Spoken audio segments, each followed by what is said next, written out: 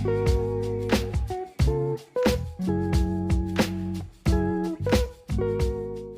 is up, YouTube? Welcome back to Work Knife Balance. We're going to be taking a look at a knife that really kind of bummed me out a little bit, but I love the design, I love the fit, and there is a silver lining to every story. So, without further ado, let's head into the top down.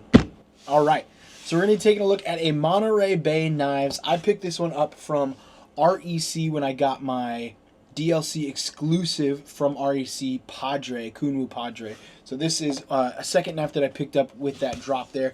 I'm really excited about this one. I love the design on it. There were just a couple things that kind of left me feeling a little lackluster when it came in. Good news is I reached out to REC and they're 100% going to do an exchange for me. I just got to send this in. I wanted to go ahead and follow through with some of this stuff on y'all while I had it here though. It does come with extra screws, which is really nice. It comes in one of the Benchmade style or sunglass style knife cases here, or kind of like knife sleeves, and then you get 2 extra wire clips with it. So not sure why 2, but you get 2 extra wire clips, which is a cool thing because wire clips are nice to have an extra little bit about. So this is the knife. This is the Monterey Bay Knives Old Guard. I absolutely love the design of this knife, but it has an incredibly weak detent. As you can see there, it is really easy to, without even trying to, fail. It doesn't open up all the way, and that's been the biggest letdown. So much so that actually you can shake it open pretty easily too. So that's something that is, I'm trying to do it without having to like hit the camera, but yeah, it's something that was definitely a letdown when I got it. You really have to put some thumb into it to open it up. It just has a very weak detent and then not snappy at all. So it comes out really easy, and then it doesn't fully deploy, and it doesn't hold the blade in there either. So that's something that is a little bit concerning. But I am going to be getting a replacement coming through in exchange, so I'm excited to see what that one looks like, and I'm hoping it has a little bit stronger detent because this thing, other than that, is an absolute banger. This is $65. I believe it's 14 C28 on the steel. I could be completely off on that. Go ahead and correct me if I'm wrong. But we've got the G10 scales right here. It's an inset liner lock, and I'm not sure who the OEM is, but I will go ahead and figure that out before the replacement comes. And then you've got a nice G10 backspacer. There's a couple different colors. I personally picked up the white because I'm planning on doing some writ die customization to this once I get the actual one that I'm going to be keeping in here. The thumb stud deployment is really awesome. I just wish it had a full safe deployment, obviously. So yeah, overall first impressions, without having that detent, if you take that part out of it, I absolutely love this knife. It's a little bit bigger, so it's not that more compact style that you've seen me carry and like a lot. It is a little bit more of a full-size knife. You can get really good full purchase on this thing with a little bit of room on both the front and back on here.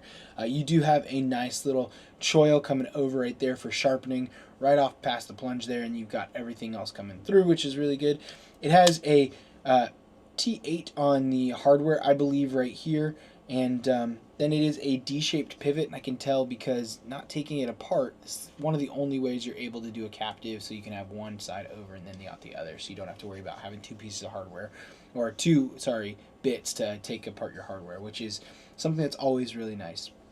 I like the thumb studs they chose. They are very kind of bug out-esque, but they also remind me of kind of the Hogue Deca too. So they are a little bit more tall on that, and then they're more barrel shaped. So I really like that a lot too. Other than those things though, I will say it's called the Old Guard, and I like that because it kind of brings more of a traditional vibe to me. There is a really nice satin finish in it, and I don't know if it's like a satin grind, because you can see that there's actually some you can see the striations. I don't know if it's a belt grind. I don't think it's quite visible enough to be a belt grind, but you can definitely see the striations coming through there. So maybe that's what they're calling it, and whoever did the OEM on it just doesn't have the most visible belt grind. But yeah, it is a really, really nice knife other than that one detent issue. So, but if you like really weak detents, this might be the knife for you. Hoping the second one has a little bit stronger detent. So, and then we'll do a full video on that. Wanted to go ahead and just kind of since I had it, do a quick video on this, and then we'll do a recap and a redemption video, hopefully, with the Monterey Bay Old Guard when we get the new one in here in about a week or so. So until next time, not much left on this.